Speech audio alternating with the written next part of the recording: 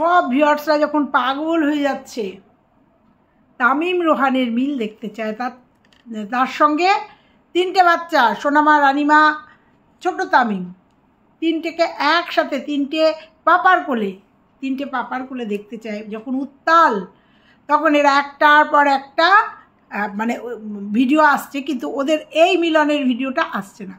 তো কালকে একটা ভিডিও করেছিলাম, হ্যাঁ সকালবেলা তো ওদের নিয়ে একটা ভিডিও আমার বানতা হ্যাঁ, করবো যতদিন আমার ইচ্ছা ততদিন ওদের নিয়ে করব। যেদিনকে মনে হবে না ওদের আর কিছু বলার নেই সেদিনকে ওদের নিয়ে আর কিছু বলবো না। তো কালকে ভিডিওটা করেছিলাম সকালবেলায় উত্তর চলে এসছে যে কেন ওদের ভিডিও আসছে না।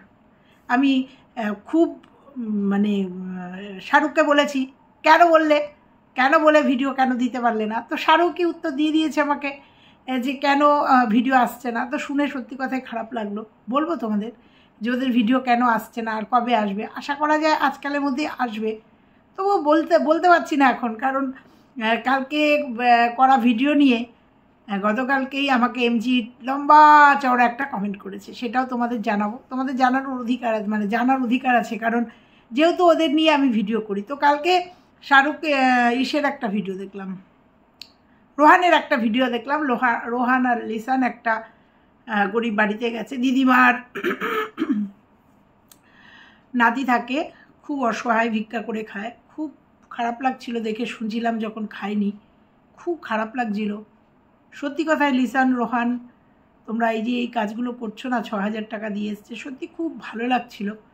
আমাদের দেশে এরকম কত ভিক্ষুক আছে না, কত মানুষ না খেয়ে আজকে 2025-এর ডেটেও না খেয়ে দিন কাটাচ্ছে। তবে একটা কথাই বলবো, তো চলো বলবো যখন, তখন ইন্ট্রোটা দিয়ে নিই। ইন্ট্রো দিয়ে চলো বলবো আজকে কেন ওরা ভিডিও দিতে পারছে না সেটা জানাবো, আর এমজি আমাকে কি বললো সেটা জানাবো, আর বলবো কিছু কথা। চলো। হ্যালো বন্ধুরা, কেমন আছো তোমরা? নিশ্চয়ই ভালো আছো, আমিও ভালো আছি। তবে সকালবেলা আমাদের সোনামাকে না দেখলে ভালো লাগে না, তো সারাদিনটাই কেমন যেন যায়। একটু সোনামাকে দেখতে পাচ্ছি না, অনেকগুলো দিন হয়েছে, কতটা যেন বড় হয়ে গেছে, কত যেন পাকা আবার কথা শিখে গেছে। সেই জন্যই একটা কমতি রয়ে গেছে, কারণ যে ভিডিওগুলো আমরা দেখি না সেই ভিডিওগুলো আমাদের নেশার মতো। এরকম ব্লগিংও আছে, কিছু ব্লগিং আছে যেগুলো আমরা নেশার মতো দেখি, মানে দেখি দিনের যে কোনো সময় একবার দেখি। সেরকম সোনামার ভিডিওগুলোও তো দেখছিলাম, গয়ু পাপা, সত্যি কথা শুনতে খুব ভালো লাগছিল। তো যাই হোক, নিশ্চয়ই কোনো অসুবিধার মধ্যে রয়েছে। কালকে রোহানের একটা ভিডিও দেখলাম, ও একটা গরিব বাড়িতে গেছে। হ্যাঁ, সোনামা দেখানোর থেকেও এইগুলো করার খুবই দরকার, এইগুলোর প্রায়োরিটি আগে দেওয়ার দরকার। এর আগে একটা ঠাম্মির বাড়িতে গেছিলো, ঠাম্মিকে 5000 টাকা দিয়ে এসছে এবং ঘর করে দেবে, এবং লিসানও আমাকে বলে গেছে দিদিভাই দায়িত্ব যখন নিয়েছি তখন করব। কালকেও একটা দেখলাম সেরকমই একজন, সত্যি কথা ভিক্ষা করে খায়, দিদিমা আর নাতি। খুব খারাপ লাগছিল, পড়াশোনা করতে পারেনি, বাবা মা চলে গেছে, কোথায় চলে গেছে জানে না, তো একবেলা খায় আর একবেলা খায় না, খুব খারাপ লাগছিল। তবে একটা কথা বলি, রোহান তোমাকে বলি, 6000 টাকা ওদের দিয়ে এসছে, ঠিক আছে, খুব ভালো করেছো।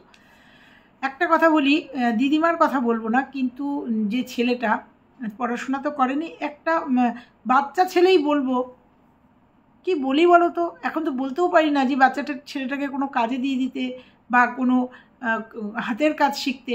তবে এইটা বলতে পারি, রোহান, লিসান, তোমাদের দুজনকেই বলতে পারি, দেখো বাচ্চাটাকে যদি কোনো কাজ শেখাতে পারো। দেখো এইভাবে নিত্য উপশিকে কেউ দিতে পারে না, কিন্তু তোমরা যদি একটা সংস্থান করে দিতে পারো, ধরো ও তো পড়াশোনা করতে পারছে না, আর এখন পড়াশোনা করিয়ে ওকে কাজ করানো সম্ভব না, কিন্তু ওকে যদি কোনো হাতের কাজের মধ্যে দিয়ে দাও, যেমন ধরো কাঠের কাজ, সোনার কাজ, যেগুলোর ভবিষ্যৎ আছে, যদি সেরকম জায়গায় ওকে দিয়ে দিতে পারো, শেখাতে পারো।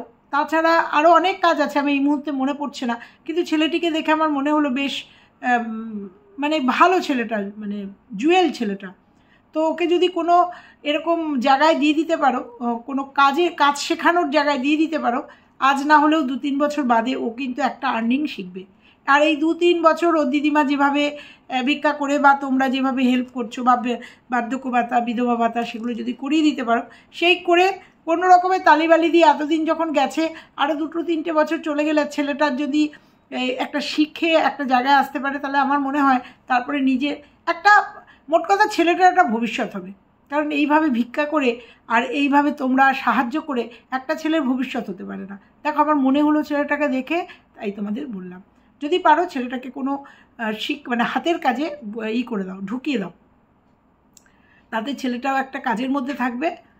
তো এই তো গেল রোহানের কালকের ভিডিও। যদিও আমার মনে হয় এই ভিডিওটা পুরনো, কারণ কালকে আমাকে শাহরুখ জানিয়েছে যে কেন ওরা ভিডিও দিতে পারেনি। যখন আমি কালকে বলেছি যে কেন এরকমভাবে তোমরা বলছো, বলার পরে ভিডিওগুলো আসছে না, সবাই অধীর আগ্রহে তোমাদের ভিডিওর দিকে তাকিয়ে আছে, অথচ তোমাদের ভিডিও আসছে না, সোনামাকে দেখতে পাচ্ছে না, সেই আক্ষেপ তো আছেই। আমার কমেন্ট বক্স ভরে যায়, আমাকে রিকোয়েস্ট করে রোহানকে বলতে। সেরকমই তোমাদের এই দ্বন্দ্বটা যেহেতু সে একটা জায়গায় এসছে, যখন একটা মিউচুয়ালে এসছে, তো সেখানে তোমরা এখনও সেই ভিডিওটা আমাদের দিতে পারলে না। তা তুমি বললে আমাকে, তুমি এর আগের দিন আমাকে বললে যে শাহরুখকে বলছি যে আমাদের তামিম বললো ফোনাফোনি হয়ে গেছে, সবটা মিটে গেছে, আর শাহরুখ বললো হ্যাঁ দিদিভাই খুব তাড়াতাড়ি আসবে। তো যাই হোক, একটাই রিকোয়েস্ট করব প্রত্যেকটা অডিয়েন্সের জন্য, দেখো ভিউয়ার্সরাই কিন্তু আমাদের ভগবান। আমাদের এই যে চ্যানেল আজকে দাঁড়িয়ে আছে, এটা কিন্তু ভিউয়ার্সদের জন্য, আর সেই ভিউয়ার্সদের কাছে আমাদের যে বলা কথাটা, সেটার একটা মান দিতে হবে। শাহরুখ তোমাকে বলছি, শুধু শাহরুখ না, পুরো টিমটাকে বলছি যে তাদের কিন্তু একটা মান দিতে হবে। কিন্তু যেহেতু আমাকে শাহরুখ প্রত্যেকটা মুহূর্তে জানাচ্ছে, তামিম ভিডিও করে বলছে, সেহেতু আমি তোমাদের দুজন আর রোহানকে বলবো খুব তাড়াতাড়ি অডিয়েন্সের কাছে তোমাদেরটা এই মিলমিশটা আমরা দেখতে চাই। তো কি কালকের বার্তা এলো, দিদিভাই আমরা ভিডিও দেব খুব তাড়াতাড়ি, রোহানের একটা আত্মীয় মারা গেছে। ওই জন্যই বললাম যে আমি বলছি তোমাদের যে কেন ভিডিও দিতে পারেনি। দেখো মারা যাওয়ার আগে তো আর ভিডিও না, এই ভিডিওটা না, তো কালকে আমাকে শাহরুখ জানিয়েছে দিদিভাই ভিডিওটা আসছে না, এই জন্য রোহানের একজন আত্মীয় মারা গেছে, রোহান তো সেখানেই ব্যস্ত। যদিও কালকে রোহানের ভিডিও এসছে, আমার মনে হয় এটা কোনো পুরনো মানে আগে করা ছিল ভিডিও, সেটা হয়তো দিয়েছে, কিংবা ওই ভিডিওটা ওইখানে গেছে, যেতে গিয়ে যাই হোক এসছে রোহানের একটা ভিডিও। তো ওর একজন আত্মীয় মারা গেছে, আর হচ্ছে তামিম দিদির বাড়িতে গেছে, সেটা আমরা দেখেছি যে ছোট তামিমকে নিয়ে দিদির বাড়িতে গেছে, আমরা ভিডিও পেয়েছি। দিদির বাড়িতে গেছে, ওখানে রয়েছে, ওই জন্য তামিম এখনও আসেনি, মানে কালকে পর্যন্ত আসেনি, ওর দিদির বাড়িতে গেছে। আজকে সবাই চলে আসবে, মানে গতকালকে হয়তো সবাই চলে এসছে এবং চলে আসবে, তারপর আমরা নিশ্চয়ই একটা ভিডিও করে ছাড়বো। অর্থাৎ এখনও কিন্তু ওদের ভিডিও করা হয়নি, অর্থাৎ এখনও মানে আমি যখন ভিডিওটা করছি, মানে আমার গতকালকের ভিডিওটা পর্যন্ত, তখনও কিন্তু ওদের সাথে ওদের মিলমিশ হয়ে যে মিল মহব্বত হয়ে গিয়ে ভিডিও করা হয়নি। আমার ভিডিওটা যাওয়ার পরে আমাকে যেটা জানালো, কারণ একজনের আত্মীয় মারা গেছে আর তামিম নেই, অতএব ওদের হয়তো কালকে, মানে এটা হচ্ছে আমি কালকে সকালে ভিডিও করেছি, সকালের কমেন্ট এসছে, অর্থাৎ কালকে ওদের মিলমিশ হলে পরেও, মানে ভিডিও হলে পরেও সেটা হয়তো পরের দিকে, রাতের দিকে, কালকেও ভিডিও আসেনি।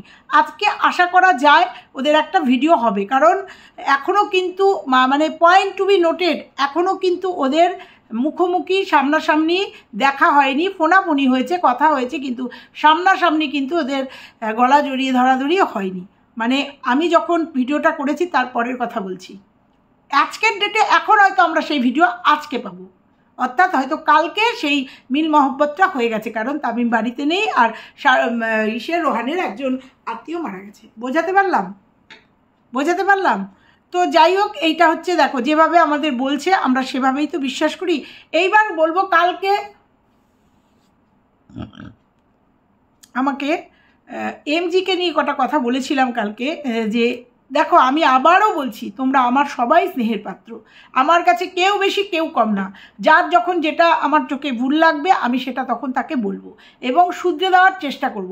সেরকম তোমাকেও বলেছি যে তোমার যখন বিপদ ছিল, তখন 4 বিঘে জমি বিক্রি করে তোমার ট্রিটমেন্ট হওয়ার পরেও তোমার বাড়ির লোক কিন্তু তোমার হাত ছেড়ে দিয়েছে, তোমারই কথা, তোমার আত্মীয় স্বজন কেউ পাশে ছিল না।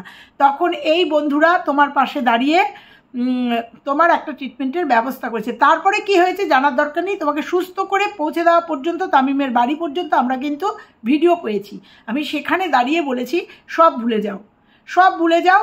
হয়তো তোমার খারাপ লেগেছে এই কথাটা, কারণ তোমাকে আমি কালকে বলেছি, দেখো অনেক কথা আমরা বলতে পারি না, অনেক গোপন কথা থাকে, অনেক কষ্টের কথা থাকে, যেগুলো সমাজে আনলে বা সোশ্যাল মিডিয়াতে আনলে অনেক মানুষ হার্ট হবে, যেটা নাকি তুমিও বলতে পারোনি, সেই কথাগুলো আমি কালকে বলে গেছিলাম।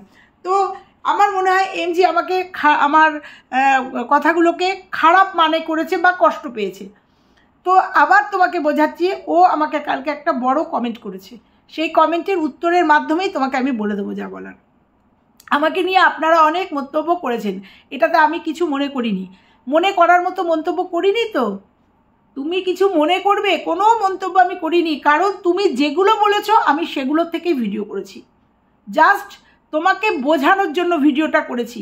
মানুষ যখন পৃথিবীর বুকে জীবিত থাকে তার সামনে হাজারো সমস্যা আসে, কিন্তু আমার জীবনে আমি যে সময়টা অতিক্রম করেছি, আমার কেন জানি না মনে হচ্ছে এটা আমার জীবনের খুবই বড় পরীক্ষার দিন। দেখো, সেটা তোমার থেকে ভালো কেউ বুঝবে না, কারণ যে যখন যে পরিস্থিতিতে থাকে আমরা শুধু দেখে আহারে উহুরে করতে পারবো। এই যে তোমার অপারেশন হয়েছে, পেট কাটা হয়েছে, ড্রেসিং হয়েছে, আমরা কিন্তু দেখে অনুভব করতে পারবো, কিন্তু ভোগটা কিন্তু তোমাকে করতে হয়েছে। তোমার পেটটা কেটেছে, তোমার ওখানে অপারেশন হয়েছে, সেই ব্যথাটা কিন্তু একমাত্র তুমি জানো। সেই ব্যথাটা আমরা আহারে ইসরে উফ এই অনুভবটা করতে পারবো, কিন্তু সেই ব্যথার ভাগিদার কিন্তু আমরা হব না। আমরা জাস্ট সমব্যথী হতে পারবো, কিন্তু ভোগটা কিন্তু তোমাকেই করতে হবে, যেটা তুমি আজকে বললে। আচ্ছা, আমার জীবনে যা কিছু ঘটেছে আজ পর্যন্ত আমি কাউকে দোষারোপ করতে চাই না। মানুষ আমাকে নিয়ে নানা রকমভাবে ব্যবহার করেছে, এতটুকু আমি নিশ্চিত।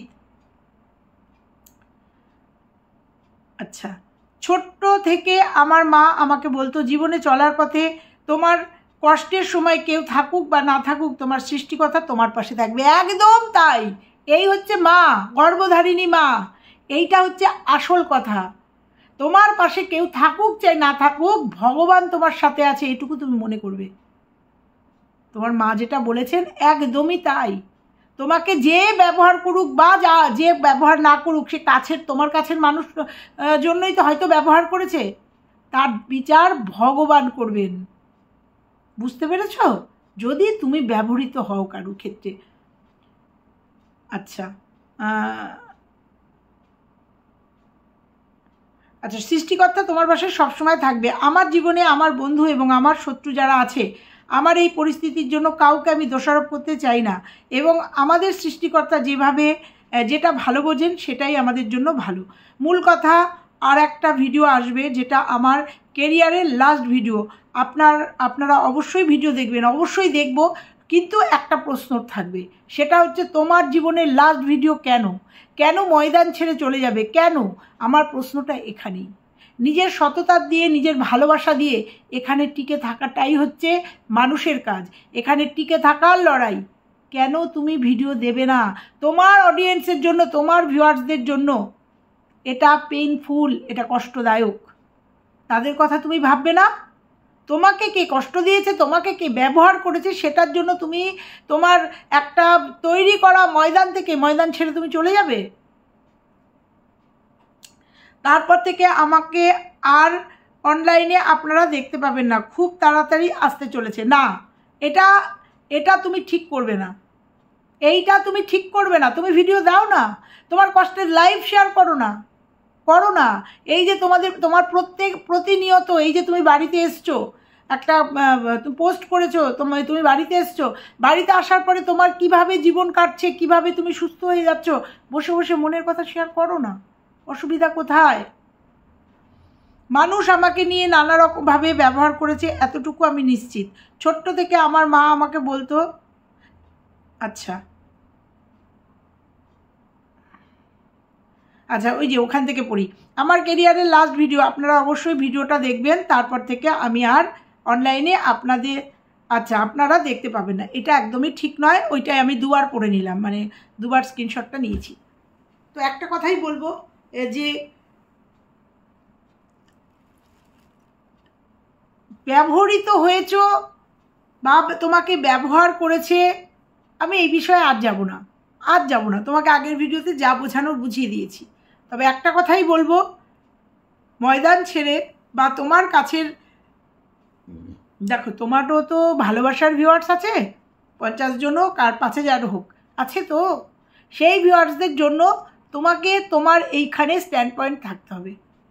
তুমি ভিডিও দাও, ভিডিও করো, এবং আমি বলবো এই জায়গাটা ছেড়ো না। তবে আমি বলবো এমন কিছু ভিডিও করো না বা এমন কিছু ভিডিওতে বলো না যাতে তোমার উল্টো দিকের মানুষগুলো কষ্ট পায়।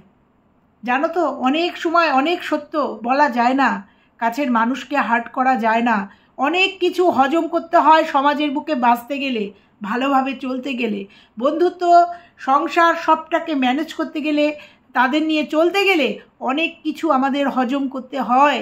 তবেই একটা সুন্দর সম্পর্ক গড়ে ওঠে, বা তবেই তোমার নিজের সংসার। তুমি বলতে বাধ্য হচ্ছি, দুটো বাসন যদি পাশাপাশি থাকে না, সেটাতেও ঠোকাঠুকি হয়, সেটাতেও ঠোকাঠুকি লাগে।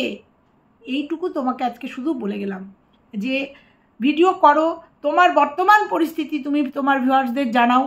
আমি জানি তোমার শরীর মন দুটোই খারাপ, কিন্তু একটা কথাই বলবো, তুমি একদিন বলেছিলে যে তোমার এদের মতো বন্ধু পাওয়া তোমার ভাগ্যের ব্যাপার।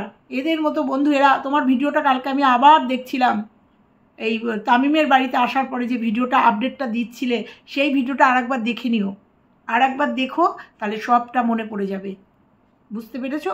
এইটুকুই শুধু বললাম। আর ভিউয়ারদের উদ্দেশ্যে একটা কথাই বললাম যে হয়তো আজকালের মধ্যেই তোমাদের মিলনের ভিডিওটা আসবে। হ্যাঁ, আমি বুঝতে পারিনি এরকম একটা বিপর্যয় হয়েছে। তো চলো আজকের ভিডিওটা, তবে খুব তাড়াতাড়ি রোহান তোমার উদ্দেশ্যে বলছি, খুব তাড়াতাড়ি সোনামাকে একটা করে রিলস হলেও দাও, কারণ মানুষ পাগল হয়ে যাচ্ছে সোনামার জন্য। সোনামার আপডেটটা দাও। তো চলো আজকে এই পর্যন্তই থাকলো। ভালো লাগলে লাইক, কমেন্ট, শেয়ার। চ্যানেলে নতুন হলে চ্যানেলটা সাবস্ক্রাইব করে দিও। টাটা।